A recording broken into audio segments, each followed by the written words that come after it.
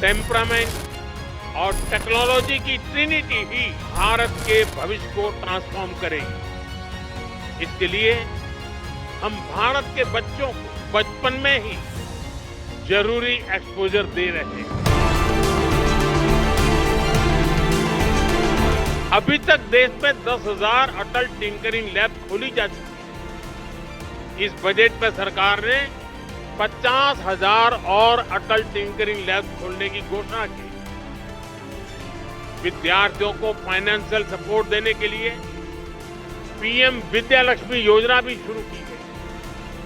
हमारे स्टूडेंट्स अपनी लर्निंग को एक्सपीरियंस में तब्दील कर सकें, इसके लिए हमने 7,000 से ज्यादा इंस्टीट्यूट्स में इंटर्नशिप सेल स्थापित किए। युवाओं में नए स्किल्स विकसित करने के लिए आज हर संभव प्रयास किया जा रहा है। इन युवाओं के टैलेंट, टेम्परामेंट और टेक्नोलॉजी की ये ताकत ही भारत को सफलता के शिखर तक लेकर जाएगी। बीते 10 सालों में भारत ने इंक्रीमेंटल चेंज से आगे बढ़कर इंपैक्टफुल ट्रांसफॉर्मेशन तक का सफर देखा है। आज भारत का governance model next generation reform पर फोकस कर रहा है। हम टेक्नोलॉजी और इनोवेशन और इनोवेटिव प्रैक्टिसेस के जरिए सरकार और नागरिकों के बीच की दूरी समाप्त कर रहे हैं। इसका इम्पैक्ट ग्रामीण और शहरी क्षेत्रों के साथ साथ दूर दराज के इलाकों में भी दिख रहा है। हम लोगों के यहां एक कहावत होती है, दिन दूनी रात चौगुनी तरक्की करना, और ये कुछ वैसा ही है।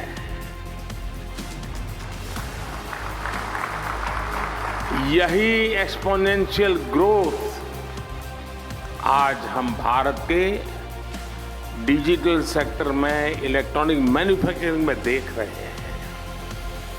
कुछ साल पहले भारत इस सेक्टर में एक उभरता हुआ प्लेयर था।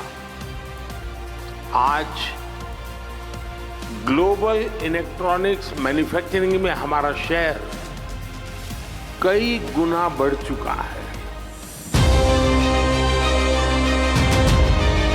डिजिटल इंडिया मिशन का लक्ष्य देश को एक ट्रांसपेरेंट, इफेक्टिव और लीकेज फ्री गवर्नेंस देना था, और आज हम इसके मल्टीप्लायर इफेक्ट को अनुभव कर रहे हैं।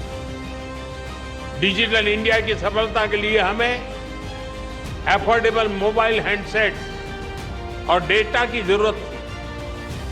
इसके लिए हमने जरूरी रिफॉर्म्स और जरूरी इंफ्रास्ट्रक्चर बनाया। एक दशक पहले हम मोबाइल फोन के बड़े इंपोर्टर्स में से एक थे। आज हम दुनिया के नंबर 2 प्रोड्यूसर और एक्सपोर्टर हैं। अभी एक ताजा रिपोर्ट आई है, आज भारत 5G हैंडसेट्स का दूसरा सबसे बड़ा मार्केट बन चुका है। 2 साल पहले ही हमने 5G रोल आउट शुरू किया था। आज देखिए हम कहां से कहां पहुंच चुके हैं। आज भारत का इलेक्ट्रॉनिक सेक्टर $150 बिलियन से भी ज्यादा का हो चुका है, और अब तो हमारा लक्ष्य और बड़ा है। इस दशक के अंत तक हम अपने इलेक्ट्रॉनिक सेक्टर को $500 बिलियन तक पहुंचाना चाहते हैं। इससे भारत के युवाओं के लिए करीब 6 मिलियन यानी 60 लाख जॉब क्रिएट होगी। भारत के सेमीकंडक्टर सेक्टर को भी इसका बहुत अधिक फायदा होगा। हमारा लक्ष्य है कि इलेक्ट्रॉनिक मैन्युफैक्चरिंग का 100% काम भारत में ही हो, यानी भारत सेमीकंडक्टर चिप्स भी बनाएगा और उनके फिनिश्ड गुड्स भी बनाएगा। 2013-14 में R&D पर ग्रॉस एक्सपेंडिचर केवल 60,000 करोड़ रुपए था। हमने इसे डबल से भी ज्यादा बढ़ाकर 1.25 लाख करोड़ रुपए से भी ऊपर कर दिया है। देश में कई state of the art research park भी स्थापित किए गए। लगभग 6,000 उच्च शिक्षा संस्थानों में रिसर्च एंड डेवलपमेंट सेल्स की स्थापना की गई है। हमारे प्रयासों से देश में इनोवेशन कल्चर तेजी से विकसित हो रहा है। 2014 में भारत के 40,000 के आसपास पेटेंट फाइल हुए थे। अब ये संख्या बढ़कर 80,000 से ज्यादा हो गई है। इससे ये भी पता चलता है कि देश के युवा को हमारे इंटेलेक्चुअल प्रॉपर्टी इकोसिस्टम से कितना सपोर्ट मिल रहा है। देश में रिसर्च कल्चर को बढ़ावा देने के लिए 50,000 करोड़ रुपए के अनुसंधान नेशनल रिसर्च फाउंडेशन की स्थापना की गई है। वन नेशन वन सब्सक्रिप्शन उसने युवाओं को यह भरोसा दिया है कि सरकार उनकी जरूरतों को समझती है। आज इस योजना की वजह से उच्च शिक्षा हासिल करने वाले छात्रों की पहुंच वर्ल्ड क्लास रिसर्च जर्नल तक आसान हो गई। देश की प्रतिभाओं को आगे बढ़ने में कोई रुकावट ना आए, इसके लिए प्राइम मिनिस्टर्स रिसर्च फेलोशिप की व्यवस्था बनाई। साथियों, इन प्रयासों का परिणाम है कि आज का युवा सिर्फ R&D में एक्सेल नहीं कर रहा, वो खुद भी R&D बन चुका है। और जब मैं कहता हूं कि वो खुद R&D है, तो मेरा मतलब है रेडी एंड डिसरप्टिव। भारत आज अलग अलग सेक्टर्स में रिसर्च के नए माइलस्टोन स्थापित कर रहा है। पिछले साल भारत ने दुनिया का सबसे लंबा hyperloop test track commission किया। 422 मीटर का ये हाइपर लूप इंडियन रेलवे के कोलैबोरेशन से IIT मद्रास में डेवलप किया गया। IISc बेंगलोर के साइंटिस्ट ने भी एक ऐसी टेक्नोलॉजी डेवलप की है जो नैनो स्केल पर लाइट को कंट्रोल करती है। IISc में ही रिसर्चर्स ने ब्रेन ऑन चिप टेक्नोलॉजी विकसित की। ब्रेन ऑन अ चिप यानी एक मॉलिक्यूलर फिल्म के अंदर 16,000 से ज्यादा कंडक्शन स्टेट्स में है। डाटा स्टोर और प्रोसेस करने की कैपेबिलिटी। कुछ सप्ताह पहले ही देश ने पहली इंडिजीनियस MRI मशीन भी बना ली। ऐसे अनेक पाथ ब्रेकिंग R&D हैं जो हमारी यूनिवर्सिटीज में हो रहे हैं। ये हैं विकसित होते भारत की युवा शक्ति, रेडी, डिसरप्टिव और transformative. India made history by reaching Mars on its first attempt in 2014. Chandrayaan-1 helped discover water on the moon. Chandrayaan-2 gave us the highest resolution images of the moon. Chandrayaan-3 increased our understanding of the lunar south pole. We built cryogenic engines in a record time. We launched 100 satellites in a single mission. We have launched over 400 satellites for 34 nations on our launch vehicles. This year, we docked 2 satellites in space, a major step forward.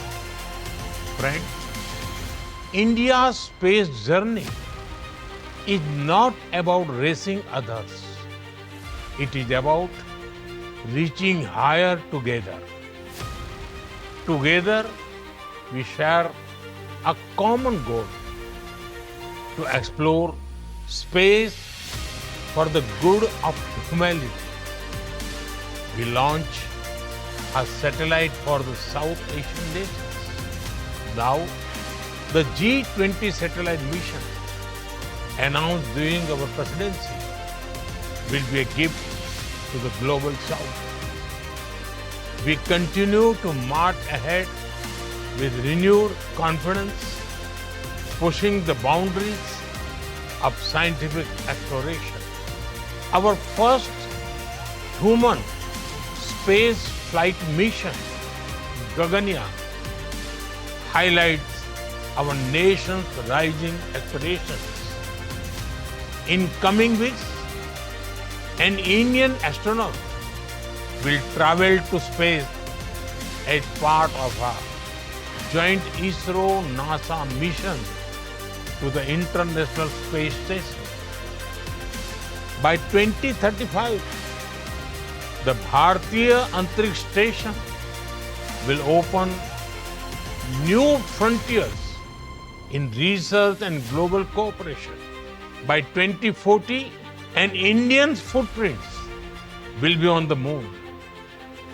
Mars and Venus are also on our radar. हम सब जानते हैं भविष्य में असीम अंतरिक्ष और deep sea दोनों का कितना महत्व है।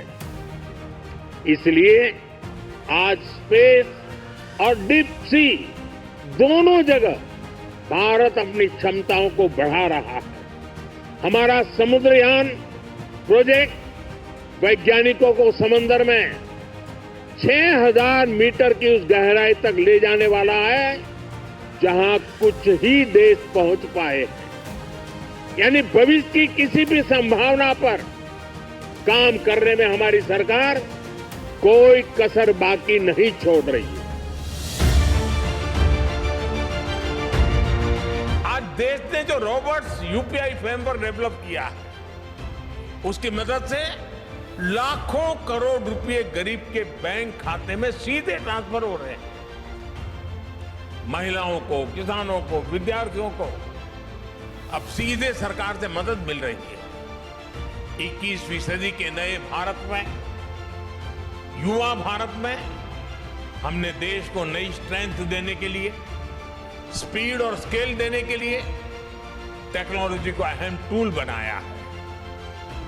आज हम टेक्नोलॉजी से जुड़े सही सॉल्यूशन डेवलप कर रहे हैं और उनको स्केल अप करने का कौशल भी हमने विकसित किया है।